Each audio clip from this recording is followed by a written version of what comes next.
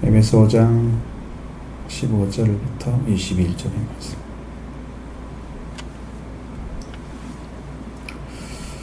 이렇게 보겠습니다. 그런즉 너희가 어떻게 행할지를 자세히 주의하여 지혜 없는 자같이 하지 말고 오직 지혜 있는 자같이 하여 세월을 아끼라. 때가 악하니라. 그러므로 어리석은 자가 되지 말고 오직 주의 뜻이 무엇인지 이해하라. 술 취하지 말라. 이는 방탕한 것이 오직 성령으로 충만함을 받으라. 시와 찬송과 신령한 노래들로 서로 화답하며 너희의 마음으로 주께 노래하며 찬송하며 범사에 우리 주 예수 그리스도의 이름으로 항상 아버지 하나님께 감사하며 같이 그리스도를 경외함으로 빚자 복종하라. 아멘. 자, 그런즉 어떻게 하나 주의하라. 여기 지금 이 말씀은 빛의 자녀를 지금 이야기하는 거고 빛의 열매를 얘기했고 어둠의 일을 책망하라고 말씀하시고 빛의 열매에 쭉 말씀하셨었는데 모든 착함과 의로움과 진리에 있다 라고 말씀하셨죠. 그래서 그렇게 하고 또 우리 10년 안에 빛이 들어오게 되면 그리스도의 빛이 들어오게 되면 이 말씀처럼 잠잔 자에 깨어서 죽은 자들 가운데서 일어나라. 그래서 나에게 빛이시라 하셨느니라. 그러니까 비친다고 하는 것은 빛이신 예수 그리스도가 이미 오셨어요. 빛 가운데 빛을 가지고 오셨어요. 이 땅에 오셨어요. 생명의 빛이라고 좀 말씀하셨어요. 그 빛이 오셔서 이제 비칠 거란 말이죠. 그럼 빛을 받은 사람들은 빛을 받은 사람의 삶을 사셔. 그래서 빛일 것이다 말씀하셨죠. 그런즉 너희가 어떻게 할지를 주의하라. 자세히 주의하라. 믿음으로 살아가는 것이 굉장히 중요하죠. 왜 그러냐면 우리의 삶이 일반적인 삶일지라도 믿음에서 살아가는 삶과 믿음이 아닌 삶은 전혀 다른 색깔을 띠게 됩니다. 어디부터 달라지냐면 이 생각 기초가 달라지기 때문에 그런 거예요. 말씀으로 시작해서 기초를 놓아서 마음에서 중심에서 말씀을 따라가는 사람은 똑같은 삶을 사는 것 같지만 세계는 다른 세계 의식을 가지고 말씀에 따라서 순종하는 삶이 이루어지고 있는 거죠. 그러니까 복종이 이루어지고 그래서 간간히 성령의 역사가 일어나고 그래요. 많은 사람들이 그런 중심에 나오는 말을 듣거나 행동을 보면 참 감동하기도 하고 그 기초가 다르기 때문에 그런 거예요. 그리고 우리는 기본적인 신앙을 말씀으로 변화된 삶을 지금 추구해 나가는 거예요. 거기에 중심이 되어야 돼요. 너희가 어떻게 행할지 자세히 주의하여 이렇게 했습니다. 여러분 삶은 하나하나의 삶은 그냥 이렇게 큼직큼직하게 뭐 큰 것만 지키고 예를 들어서 뭐 저희를 지키는 안식일을 지킨다든가 뭐 11조를 하면 11조를 지키는 뭐 큰 거 큼직큼직한 거 뭐 그런 것만 하고 말씀하지 않고요. 성경은 자세히 주의하여 이렇게 말하고 있어요. 그러니까 우리의 삶 하나하나가 어쩌면 다 짚어가면서 생활을 짜임새 있게 믿음 안에서 살아가야 하는 삶인데 지혜 있는 자가 차례요. 지혜가 있다고 하는 것과 지혜가 없는 자는 무슨 차이가 있는가? 지혜 있다고 하는 신앙은 하나님께서 이제 우리 여러분 잠언서를 보면 지혜에 대한 얘기가 너무 많이 나오고 지혜가 달려가는 사람을 다 부르고 있다고 말씀하시고 지혜를 통해서 하나님이 천지를 창조하셨다는 말씀도 나오고 그러니까 지혜가 얼마나 중요한지 지혜 있는 자같이 하라고 말씀하셨어요. 지혜 없는 자같이 하지 말고 자세히 주의해서 그럼 어떤 걸 주의하느냐 여기 보면 삶의 문수입니다. 세월을 아끼는 거죠. 세월을 살아. 이것이 그래서 삶이 짜임새 있게 짜진다고 하는 것은 여러분이 성경에 의해서 우리가 지금 빛의 아들로 그 다음에 빛의 자녀 그리스도가 빛이신 빛을 가진 자녀의 삶을 살아야 된다는 거죠. 그 삶의 위치가 이런 위치입니다. 세월을 사는 거죠. 산다고 하는 것은 가치를 지불하는 것을 말합니다. 그러니까 여러분이 어떤 한 가지를 하면 어떤 한 가지를 못해요. 그 시간에. 그러면 오늘 한 가지는 포기를 해야 돼요. 그러면 어떤 걸 선택하고 어떤 걸 포기할 거냐? 그 문제죠. 주님을 향한 것이냐, 너를 향한 거냐, 너를 위한 거냐, 다른 사람을 위한 거냐. 그러니까 가족을 위한 거냐, 뭐 다 포함되겠죠. 근데 여기서 세월을 아끼라고 말씀하신 세월을 살아고 하시는 것은 지금 시간이 가면 갈수록 이 시간 자체를 쪼개 쓰기가 너무 힘들어지는 거예요. 시간이 금방금방 어떻게 그냥 지나서 가버리잖아요. 하루도 또 지나가고 또 지나가고 그렇습니다. 금방금방 지나가는데. 그러니까 때가 악하다고 하는 것은 지금 시간적으로 볼 때는 하나님께 나갈 수 있는 시간들이 굉장히 적다고 하는 거예요. 왜? 그런 시간들을 주지 않는다는 거죠. 시간들을 주면은 얼마나 쉽겠어요? 뭐 아낄 필요도 없잖아요. 시간 안 준다는 거죠. 때가 악하다로. 때가 악하단 말이 뭔 말이에요? 지금 여러분 하나님께 나갈 수 있는 기회나 이런 시간들이 주어지지 않는단 말이에요. 계속해서 막는다는 거죠. 그래서 하나님의 뜻이 무엇인가를 살펴보는 능력이 우리 안에 있어야 되는 거예요. 그럼 여러분 이런 삶은 어떻게 살아야 돼요? 자세히 주의해서 지금 지혜를 없는 자가 뭐 지혜 있는 자가 되어서 세월을 사서 때가 악하니까 그래서 어리석은 자 되지 말고 주의 뜻이 무엇인지를 이해하라. 오직 주의 뜻이 무엇인지 이해하라. 그렇게 삶을 살으라고 가르쳐 주는데 여러분 이걸 어떻게 얻어놔야 됩니까?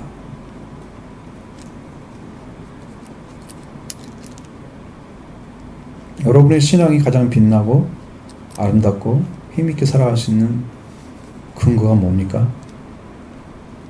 뭘 가지고 살 때 그 일이 이루어집니까?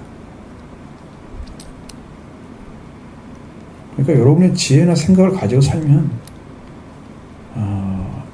일단은 우리가 내 생각이 앞서서 있으면 나는 실패한 자라고 봐요. 그건 분명히 자기 필요에 의해서 시간을 편성해서 쓸 거거든요. 근데 주의 뜻이 무엇인가? 이 시간 우리가 어떻게 살아야 하나님의 뜻을 따라가는 것인가? 뜻에 순종하는 것인가? 뜻을 이루어드리는 것인가? 그런 삶이 딱 만들어지면 내 안에 나는 삶을 어떻게 살아야 되는지에 대해서 답을 얻기 위해서 기도하게 될 것입니다. 그게 제일 빠르죠. 그래서 어떤 부분을 어떻게 처리를 해서 여러분 지금까지 주의 손이 닿지 않고 여러분의 뜻과 목적대로 살아갔던 삶에 하나님 손 못 대게 내 마음대로 살아가고 나머지 시간 가지고 하나님 썼단 말이에요. 하나님이 쓰거나 뭐 그렇게 대충 자기 방법을 그런 손대지 못하게 했던 그 부분과 다 내어져 있는 거죠. 하나님께서 원하신 방법으로 살아야 되겠다. 그 시간은 하나님 준 시간은 아니고 지금 뭐 일 다 끝나면 하나님 준 시간이 아니잖아요. 보통 삶이 전체가 하나님이 준 시간이죠. 주의 뜻은 언제나 있는 거예요. 주의 뜻을 행하려면 시간 순간순간에 다 오셔야 되는데 주님이 그걸 어떻게 다 이해하고 그때 따라갑니까? 자세히 주의하라고 했는데 분명하게 그냥 할 수 있는 게 아니잖아요. 그러니까 여러분 삶의 모습을 갖춰가려면 기도의 삶이 첫째가 되어야 되는 거예요. 거기서 얻어내지 못하고 내가 아무리 지혜롭게 생각해도 그 지혜 있는 생각이 기도를 통해서 얻어진 은혜와 능력을 이길 수가 없어요. 따라갈 수가 없어요.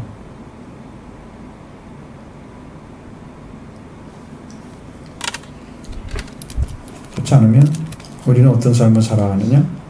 하나님을 무시하거나 없이 여기는 삶을 살아가기 쉽다는 거죠. 그렇게 하면서 지나가고 나면 이것 어떻게 여러분 시간이 굉장히 두려움 속에 살아야 됩니다. 성경에는 너는 두렵고 떨림으로 구원을 이루라 말씀하고 있어요. 순간순간 우리 구원이 떠내려 할까 기도하고 여러분 붙들고 있어야 됩니다. 두렵고 떨림으로. 왜? 그게 붙잡기가 너무 어렵더라고요. 제가 이제 지난 주간에 지냈을 때 하나님께서 조금씩 은혜를 주시고 목요일 정도에서는 확실하게 은혜를 주신 걸 제가 봤거든요. 근데 이제 다시 불안해졌어요. 왜냐면 이번 주 이제 말씀을 하나님께 주셨잖아요. 그 말씀은 살아가면 여러분들에게 희망이 있을 거예요. 그냥 듣고 말아버리거나 어떻게 거듭나고 어떤 삶을 살아야 되지? 이걸 하나님의 방법대로 살아가서 찾기 위해서 막 부지런히 기도를 해야 되는데 기도하는 사람 한 사람도 없단 말이에요, 교회에서 지금. 그러니까 하나님께서 보시기에는 이 사람들은 말씀을 줘서 안 되겠구나. 또 불안해잖아요, 제가요. 제가 불안해지면 설교 준비가 안 됩니다. 여러분이 안 살아주면 하나님은 더 이상 우리한테 기대하지 않습니다. 왜냐하면 시간 너무 많이 줬기 때문에. 지금까지 그렇게 실컷 얘기해 줬는데 주의 종을 통해서 말씀하신 말씀을 귀담아 듣지 않고 살았던 거예요. 그렇게 살아온 삶을 하나님께 이제는 결산을 내려놔야 되는데 없어요. 내놓을 게 없어요. 그럼 어떤 것밖에 안 남게 되느냐? 하나님께서 보시기에는 결론이 나오게 되는 거죠. 아, 이건 쓸모가 없구나. 1년 반 더 나무를 두어서 열매 맺게 하기 위해서 구덩이도 파고 거름도 주고 하겠습니다. 그렇게 아니면 그래도 열매 맺지 않으면 찍어버리소서 그렇게 말씀하시죠. 이제 그 찍어버리는 것밖에 안 남은 겁니다. 지금 시간이. 제가 불안한 건 여러분 분명히 성령께서 하나님께서 굉장히 지금 노하고 계시는 거예요. 여러분에게 전달해도 여러분은 끔찍을 안 해요. 정말 이상합니다. 버림받기에 딱 맞는 거예요. 주의 종을 두려워하지 않거나 말씀을 정말 경고로 듣고 엎드리는 그런 심령을 갖지를 못해요. 찾지를 못하는 거예요. 지금도. 어떻게 되는지 나는 잘 모르지만 하나님께서 조금은 기회를 주고 계셔요. 지금도. 왜 기회를 주시는가 하면 제가 이제 하나님의 두려움을 너무 크게 알기 때문에 제가 교회를 폐교한다고 말씀하셨더니 두려워가지고 그건 아니라고 다시는 물어보지 않았어요. 얼마나 무서운지. 그래서 이제 도림교회라는 이름으로 바꿔버렸잖아요. 교회는 폐교 안 하고. 그리고 옮겨놨어요. 조그마한 교회를 줬단 말이죠. 예배당으로. 이렇게 했는데 여기 와가지고 일을 안 한단 말이에요. 그러니까 안 되니까 하나님은 지금 무슨 마음을 선택하실까. 그래서 하나님의 의를 대면 우리는 다 죽습니다. 지금. 그러니까 저는 주님을 붙잡고 있습니다.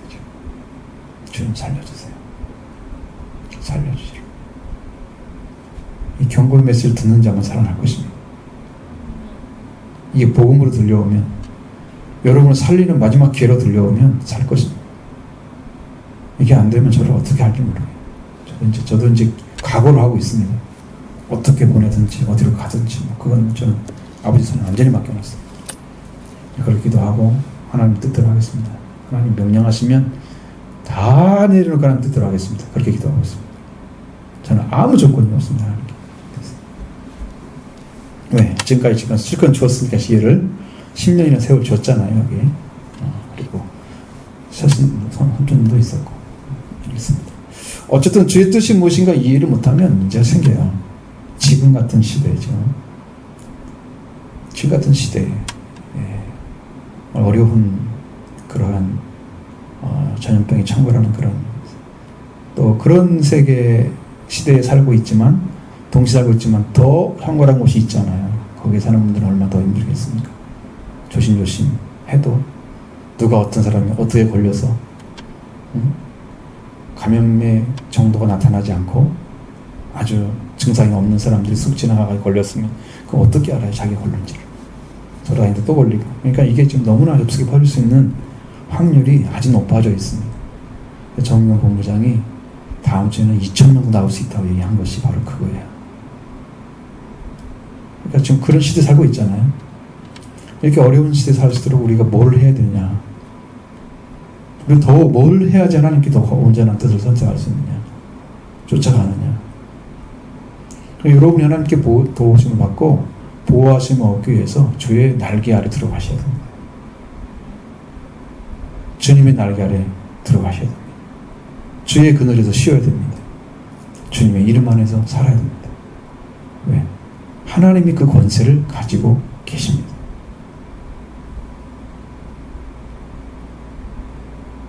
질병을 이길 수 있는 길도 주님이 하나님께서 명령해 놓았습니다. 시편에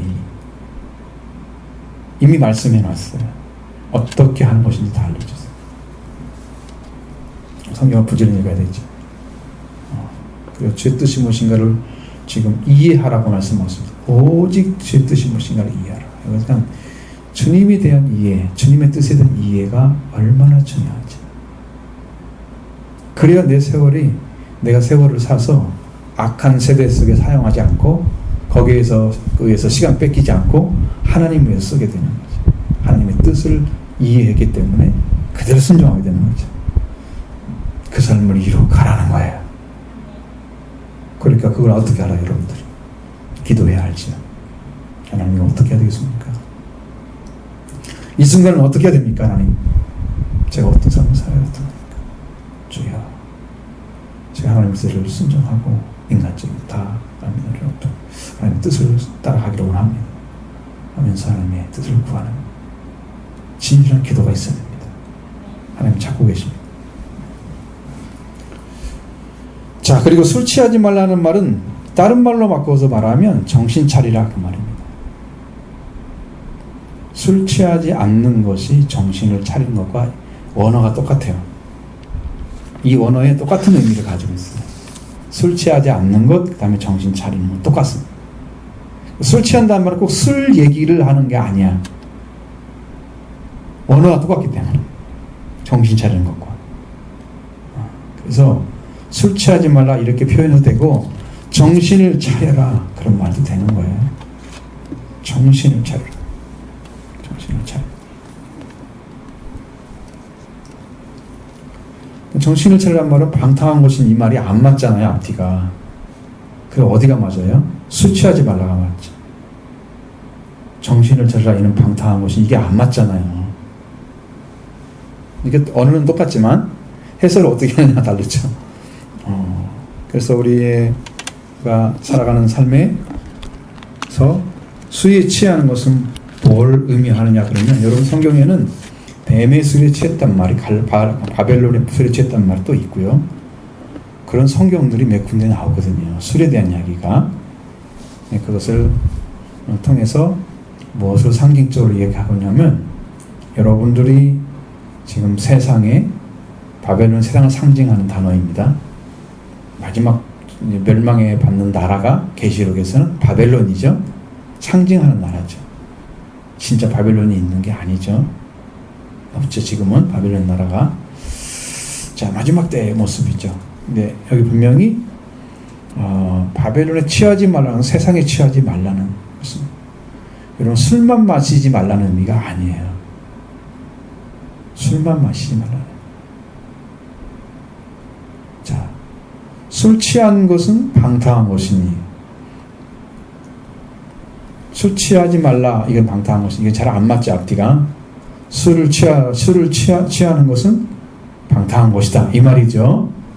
술 취하지 말라. 술을 안 취했는데 이게 방탕한 것이니 이게 말이 안 맞잖아요. 그러니까 이건 참 성경적으로 볼 때는 그냥 이해만 잘하면 돼. 이해가 좀 문제 있는 거예요. 자, 그래서 술 취하지 말라고 하신 말씀을 여러분 기억하시고 여러분의 생활 속에서 내가 무엇에 취해서 살아가고 있는지 보십시오. 여러분의 삶에서 나는 어떤 것에 치우쳐서 어떤 생각에 못 빠져나오고 주님 의지하는 것 더 많이 의지하고 더 많이 생각하고 더 많이 말하고 주님과 상관없는 삶을 살아가고 있는지 이게 다 술 취해서 나온 거예요. 내 안에 뿌리가 깊이 박혀 있으면요 뽑아내지도 못해요. 그냥.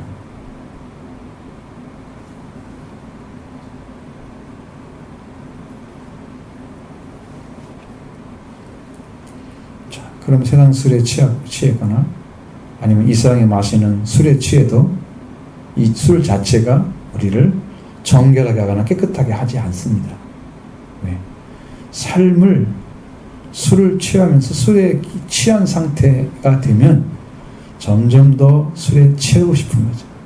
조금 먹으면 덜 취해서 더 먹고 싶어 더 마시고 그 부분이 더 좋아지고 뭐 어딘 부분에서는 이제 좀 자기 자신을 놓아버리는 부감신경을 좀 건드려가지고 부감신경 건드려가지고 놓아버리는 그렇게 해서 좀 그렇죠. 정신 상태가 그냥 버려지고 자기 자신을 약간 그냥 그 어떤 부분과 놓여버린 사람도 있고 조금 술을 마셔도 좀 정신 차리는 사람이 있고 이제 그렇게 차이가 있긴 하지만 어쨌든 이 술 자체가 사람을 정결하게 하지는 않습니다.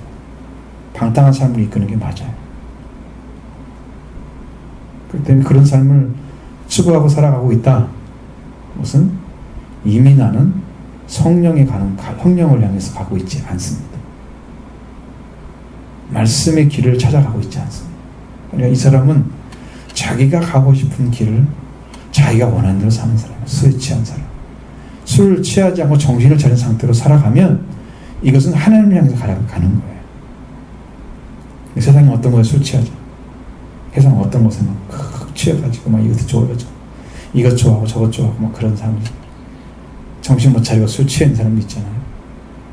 그 말씀 아닌데 그 취해가지고 거기서 막 즐거워하고 재밌어하고 그냥 그 어떤 거기서 어떤 나의 삶의 동기 같은 걸 찾아낸 것처럼 마치 하나님께 찾아야 할 것을 갖다가 세상이 찾아가는 방법 이런 것도 다 술 취한 것입니다. 여러분 술에서 빨리 빠져나오십시오. 술 취하면 안 됩니다. 이것은 여러분의 인생을 망치는 것입니다. 시간만 더 버려지고요. 잘못했는데 어떡하지? 오늘 하면 또 버렸네.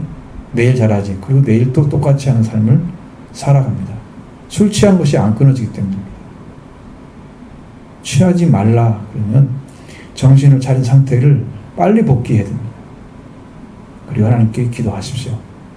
하나님, 저는 이런 곳에 마치 우상처럼 따르고 있습니다. 이것을 끊어버릴 수 있는 은혜를 달라고. 주님이 직접 끊어주시라고.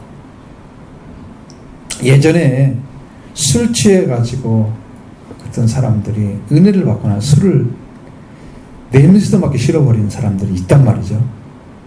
실제로. 그러면 진짜 가서 술을 마시려고 하면 안 받아버리는 몸이. 주님이 끊어준 거예요. 자기 의지로 끊을 수도 있단 말이에요. 술. 그러니까 이제 금단 현상이 다 일어나잖아. 술이나 담배나 다 일어나는데 그걸 끊어버리고 새로 살 수 있는 사람들은 하나님이 도와주지 않으면 못 살아요. 왜?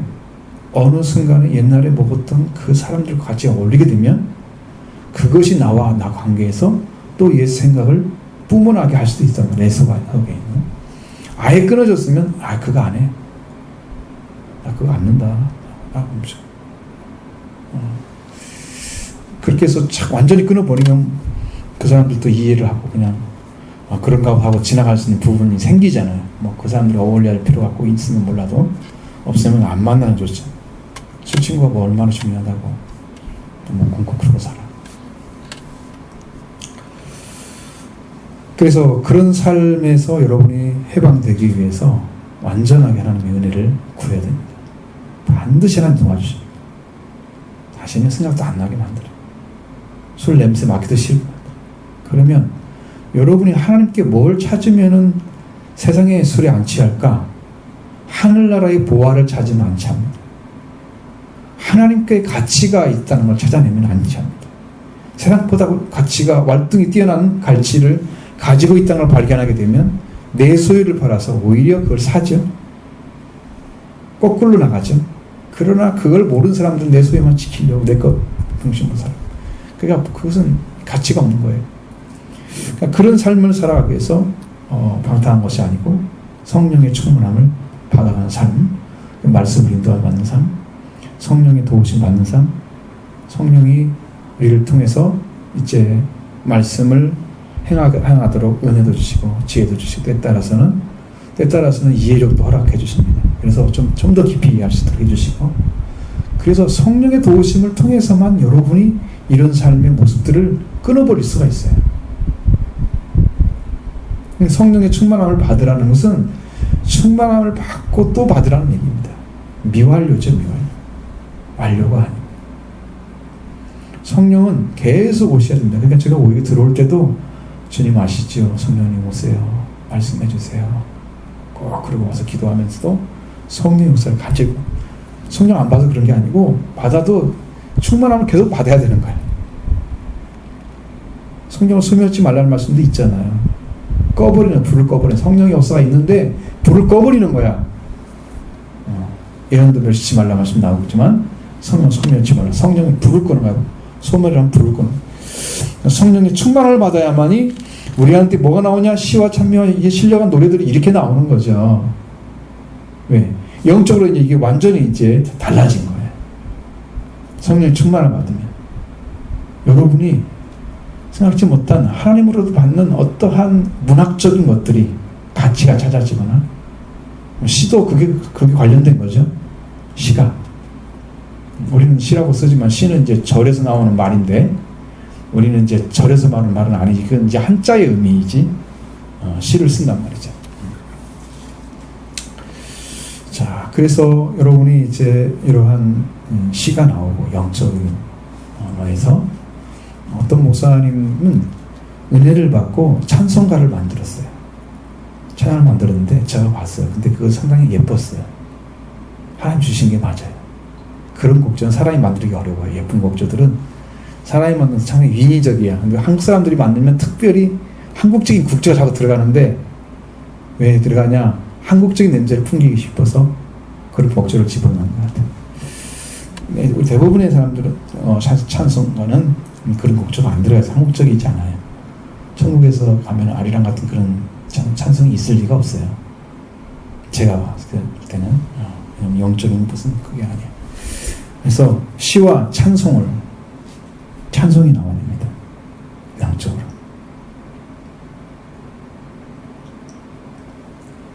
그리고 신령한 노래들 나옵니다. 이건 영적인 노래가 나와야 돼요. 어떤 분은 상당히 영적인 부분이 부모져 있는 그런 찬양을 만들기도 합니다. 그러니까 시와 찬송과 신령한 노래들로 그 노래를 부르면서 노래 안에서 이제 아름다운 관계가 세워지는 거예요. 이렇게 만들어지는, 그렇게 하며 마음으로 서로 주께 노래하며. 여러분, 찬양은 음성으로만 하는 게 아니고요, 내 마음에 노래가 있어야 돼요. 내 마음에서 찬송가가 생각나거나 곡조가 나오거나 뭔가 조금씩 있으면 그때는 내 심령이 조금 주님을 향해 더 가고 있는 그런 믿음의 상태인 거죠. 찬송가 하루에 한 번도 안 나왔다. 이제 자기 중심도 사는 거야지. 마음에서 나타나고, 기도하면 주께서 찬송을 더 허락해 주시고, 그렇죠. 그리고 주께 노래하며, 마음으로 주께 노래하면 찬송하며. 자, 마음으로 노래하기도 하고 찬송하기도 하고, 영의 노래이기도 하고 찬송이다. 영적인 노래죠. 이게 다 영적인 글이죠. 영의 찬송이죠. 즐거운 노래가, 자, 세상에 있는 즐거운 노래, 세상 사람들이 부르는 그런 곡조와 그런 가락을 넣어서 재미있는 것을 만들어 가지고 모든 사람이 부를 수 있는 그런 찬송은, 그런 곡조, 그런 것들은 아마 찬양의 의미는 아닌 것 같고, 그것은 우리 현대로 말하면 복음성가 형태, CM의 형태는 조금 더 발전된 거죠. 그렇게 만들어 가고 있는 것들이죠. 그건 너무 인위적인 부분들이 많고, 가사도 너무 인위적이고, 그런 게 많은데, 어쨌든 그렇게 차이가 있습니다. 영의 노래, 그 다음에 마음의 노래가 있어야 된다. 신앙에서 성령을 받고 있는 사람들의 모습은 다 그렇습니다. 성령을 받는 사람. 범사에 우리 주 예수 그리스도의 이름으로 항상 아버지 하나님께 감사하며. 왜 그러냐면 예수님이 아버지의 말씀을 가지고 오셨어요.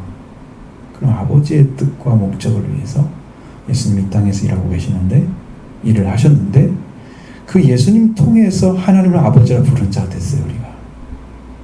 그러니까 예수 그리스도의 이름으로 항상 아버지 하나님께 감사를 하는, 예수님의 이름을 붙들고 아버지께 감사를 하는. 왜? 아버지가 보내셔서 왔잖아요. 스스로 온 게 아니죠. 성경에서 오늘 나오죠? 내가 스스로 온 게 아니다. 아버지가 나를 보내셨다 말씀하시잖아요. 그러니까 아버지의 순종한 것은 예수님이지만, 아버지 일을 한 것은 예수님이 아버지 일을 한 것이죠. 아버지 일이 예수님 통해서 나타났죠. 그러니까 예수 그리스도의 이름으로 항상 하나님께 감사하는 게 맞는 거예요. 주 예수님 감사합니다. 그럴 수도 있죠. 그럴 수 있습니다. 왜? 예수님도 경배의 대상입니다. 우리에게는. 하나님이시기 때문에. 근데 여기 이 땅에서는 구원받은 자이기 때문에 하나님을 향해서 나가는, 예수님도 아버지의 뜻을 행하러 오셨다고 말씀하고 있잖아요. 자기의 삶이 예수님 하나님 뜻이지 뭐 다른 게 있나? 그렇지 않아도, 그럴지라도 하나님 뜻을 향해서 가고 있는 거죠. 그렇기 때문에 아버지 하나님께 감사해 하는데, 이건 매 범사에, 그러니까 이건 모든 일, 파스라고 하는 단어죠. 범사, 모든 일. 여러분 삶이 하나님께 딱 이렇게 연결되어 있으면 이 일을 통해서도 보면 아버지 감사합니다. 아버지 감사합니다. 이것이 입에 붙어 있어야 됩니다. 안 될 때만 주여 그거 하지 말고, 응? 이거 하면 안 되는데 주여 그거 기도를 무슨 보지 말고 아버지 하나님 감사합니다. 감사합니다. 예수 이름으로 은혜를 너무 크게 주셨기 때문에.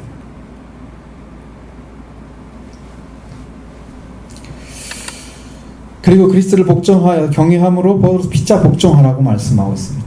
여러분 그리스도가 어떻게 하나님을 경외하느냐 그렇죠?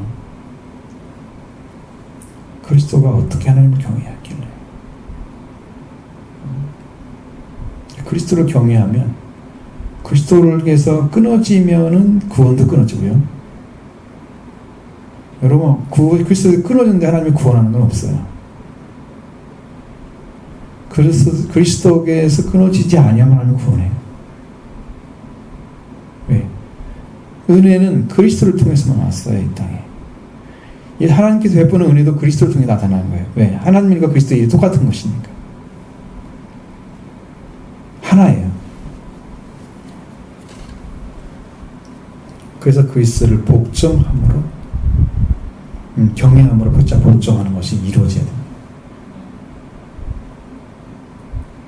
원리가 그래요. 원리가. 그러니까 우리가 지금 신앙생활 하는 그 원리는 하나님이 보내신 예수님이 하나님께서 주신 일을 행함으로 하나님의 예수님이 어떤 분인가를 증거해줬단 말이에요. 한테. 그러니까 예수님이 행한 일은 다 누구 일이냐면 하나님 일이야. 하나님이 보내신 걸 지금 하고 있는 거야. 그런데 이 예수가 어떤 분이라고 증거하는 일이 예수님이 행하고 있는 일로 인해서 나타난단 말이죠. 그럼 예수님이 행한 일은 아버지께서 예수님을 증거하는 일이 되는 거죠. 그렇게 해 오셨어요. 성경의 모든 것들이. 그게 아버지 일하고 있는 거예요. 하나님과 동등된 자리를 앉기를 원하지 않으셨죠. 그래서 예수의 마음이죠. 그게. 구하지 않았죠. 거기 앉지도 않으셨죠. 그러니까 하나님이시면서 본체이시면서 동등된 위치에 서지 않으셨다는 것은 하나님의 위치를 포기하신 거죠. 그리고 하나님의 아들로 완전하게 아버지의 뜻만 복종하는 자리에 일을 하신 거예요. 그러니까 그리스도께서 하신 일은 하나님 일만 나타난 거죠. 그래서 우리가 하나님 뜻을 순종하셨던 예수 그리스도를 우리가 복종해서 경외해서 그분 앞에 엎드리게 되면 우리가 얼만큼 서로에게 복종해야 되는지를 가르쳐주는 거예요. 근데 그분에 대해 잘 모르면, 그리스도가 어떤 일을 하는가를 잘 모르면 그리스도에 복종하지 않아. 그렇게 복종 안 하면 서로 복종이 안 되는 거지. 그리스도가 어떤 분인가 알게 되면 그분 앞에 두려고 떨림으로 엎드립니다. 도움을 구하죠. 구원의 길이 다 거기밖에 없어요. 주님이 오신 것이 길이에요. 주님이 가신 것이 길이에요. 자, 주님이 오신 것은 우리를 구원하러 오신 길이에요. 구원이 이루어진 사람은 주님이 가신 길을 따라가야 되는 거예요. 십자가의 길이에요. 그러니까 오신 주님이 나를 구원하러 오셨는데, 오신 주님이 나를 구원하러 오시는 길이 회개예요. 회개를 통해서 오시는 거예요. 우리가 회개함으로 주님 오시는 거예요. 영으로 오시는 걸 말하는 거죠. 이미 다 끝났어요. 그 영으로 알고 육으로 하신 것은. 그리고 속죄와 부활이 이루어져서 여러분이 하나님께 자녀로서 삶을 살기 시작하면서 경주를 시작하죠. 거기 삶이 그 경주가 바로 십자가의 길이에요. 왜? 나는 죽고 형제는 살리는, 예수님이 십자가를 통해서 모든 인류를 살리셨듯이 내가 예수님이 죽음을 살린 것처럼 나도 형제를 위해서 기도하고 형제의 눈물 뿌리고, 그 삶이에요. 예수님 하신 길이에요. 그럼 예수님이 지금도 뭐하고 계세요? 하나님 편에 앉아 계신가요? 우리를 위해 기도하고 계시잖아요. 지금도. 제가 여기서 말씀드린 것처럼 하나님을 위해서 기도하고 예수님이 우리에게 기도하기 때문에 지금 우리가 살고 있는 거예요. 그래서 제가 예수님을 의지하고 지금 올라오는 거예요. 여기. 너무 두렵기 때문에. 하나님 여기도 못하게 하면 전 못 가요. 저는 못합니다. 예배 이제 인도하지 못할 것입니다. 교회는 있는데요. 쓸모가 없어요. 하나님 일을 안 시켜요. 그러니까 제가 할 일이 없으니까 저는 딴 데로 가야 되겠죠. 못하는 거. 지금 주님의 이름으로 의지하고 정말 주님을 이렇게 하나님의 의와 그 분노 앞에 감춰주고 계신 거예요. 두렵고 떨림으로 지금 있는 거예요. 지금 여러분도 그렇게 그런 심령으로 기도하셔야 됩니다. 교회를 위해서.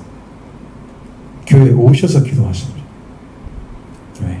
그게 여러분이 하나님을 향해 더 가는데 진실성을 더 보여드리는 것입니다. 뭐 힘들게 교회까지 가 그냥 고사하지. 그러니까 하나님이 여기가 얼마나 귀한 곳이라고 명령한지를 여러분이 모르시기 때문에 이 예배당 자체가 인간이 선택한 것처럼 보이지만 하나님은 그렇게 보지 않습니다.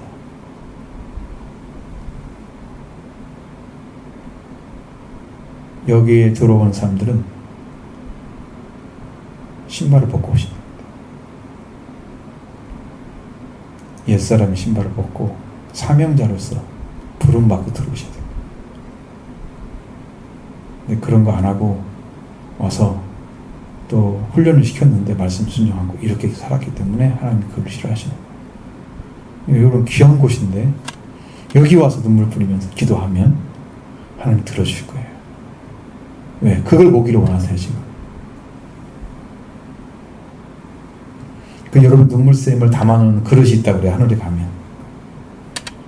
우리 교회 성도들이 적긴 하지만 눈물병이 같이 찼으면 좋겠어. 하늘에 많은 사람이 눈물 흘리면서 기도해서 하나님 뜻을 이루기 위해서. 예수님이 가스만 동산에서 피땀 흘려서 기도하신 것처럼 우리도 그렇게 기도해서 하나님의 교회가 하나님의 뜻 안에서 세워지고 기도하고 그렇게 해야 됩니다. 그래서 마지막 때 좀 세월을 아끼며 살아가는, 세월을 사서 하나님께 악한 때에 쓰지 말고 하나님 뜻이 주의 뜻이 무엇인가, 오직 주의 뜻이 무엇인가를 이해하라고 말씀하시잖아요. 그리고 이제 성령으로 살고 그 시와 참여와 신령한 노래를 화답하고 마음으로 주께 노래하고 찬양하고 찬송하고 계속 하죠. 이런 영적인 삶이 이루어지고, 그리고 주님의 하나님께 감사할 때 예수 그리스도 이름으로 항상 감사하고 그리스도를 복종함으로 빗자 복종, 경외함으로 빗자 복종하는 자를 삶이 이루어진다. 이제 이런 것들이 우리의 삶의 어떤 가장 기초적인 부분인데, 이게 잘 세워지기만 하면, 여러분 집도 그렇잖아요. 어떤 뼈대를 정확하게 제대로만 세워지면 이 집이 오랫동안 튼튼할 수 있죠. 우리는 말씀의 뼈대가 성령을 통해서 세워지기 때문에 영원한 것입니다.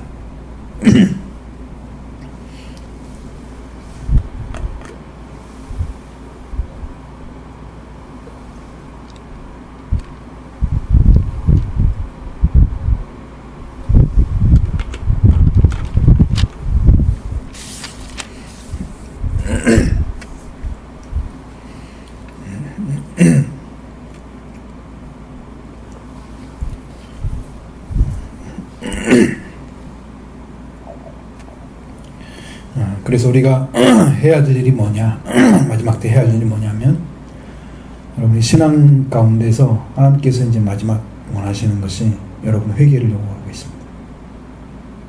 진실한 회개. 진실한 회개는 한 번만 하면 됩니다. 그럼 나중에 회개가 다른 것들로 다 이루어지게 됩니다. 점점점 회개하게 돼요. 그러면 자기를 돌이킨 삶이에요. 한 번은 죄사함을 위해서 얻는 거예요. 그게 안 이루어지면 회개는 이뤘다 할 수 없습니다. 죄사함 받게 하는 회개가 세례요한의 회개인데, 세례를 통한 회개인데, 그것이 안 이뤘다면 예수 그렇게 가는 길을 지금 못 찾고 있는 거예요. 회개하지 않고 뭘 해요? 우리가 할 일이 뭐가 있어요? 할 일이 없잖아요. 더 다른 은혜를 받을 수가 없잖아요. 기본적인 게 안 돼 있는데 다른 은혜가 어떻게 와요? 그 느낌만 오는 거고 조금 깨달음이 오는 거지, 이게 왕창 완전 하나로 완전하게 임하지는 않습니다. 회개를 통해서만 오게 되는 거예요. 예수 그리스도 회개한 사람이 오시는 거예요. 그러니까 회개한 사람은 아픈 사람인 거죠. 회개하지 않는 사람들은 건강한 사람인 거죠. 의인에게는 의원이 의사가 필요가 없습니다. 죄인에게는 의사가 필요하다고 말씀하셨죠. 건강한 데 의원이 의사가 필요 없다. 병든 자에게 필요하지 않느냐. 근데 병 들었잖아요. 지금 죄로 말미암아 죽을 병이 들었잖아요. 영으로. 이 의사이신 예수가 오셔서 찾아보는데 내가 병자니 나를 고쳐주세요 하는 사람이 없단 말이에요. 이 말은 회개하지 않았다는 얘기예요. 자기가 병든 자인데 병든 자인 걸 인식하지 않는 거예요. 이미 죽을 병을 걸어서 시간이 흘러서 나중에 죽으면 영원히 죽게 되는 죽음으로 떨어지는 그런 죽을 병이 지금 걸려 있어요. 근데 세월이 흘러갈수록 더 죽음이 가까워져요. 왜? 그 병을 고칠 수가 없잖아요, 인간이. 예수님, 이게 하나님과 끊어진 상태에 죽을 병은 못 고치잖아요. 인술이 아무리 좋아 사람 죽잖아, 언젠가 또. 그죠? 물론 예수님께 고침받아 하나님 고침받아 다 죽잖아. 영원히 산다면 그게 영창 산 거죠. 여러분 살 수 있는 길을 한 가지는 회개하고 죄사함 받는 길입니다. 그 은혜만이 지상에서 최고의 축복입니다. 다른 복이 그걸 따라올 수가 없습니다. 여러분 지옥에 있는 자를 천국으로 올려놓는 복입니다. 흑암에서 빛의 아들로 옮겨지는 복입니다. 죽음에서 생명으로 옮겨지는 복입니다. 이보다 큰 복이 어디 있습니까? 그걸 인식하지 못하고 세상 가치만 따지고 있는, 지극히 현실적인 눈만 떠 있는 영적인 맹인인 자들은 빨리 회개해야 됩니다. 지금 시간이 없습니다. 노타임입니다. 진짜 시간이 없습니다. 회개하고 여러분 구원받고 은혜에 들어가기 바랍니다.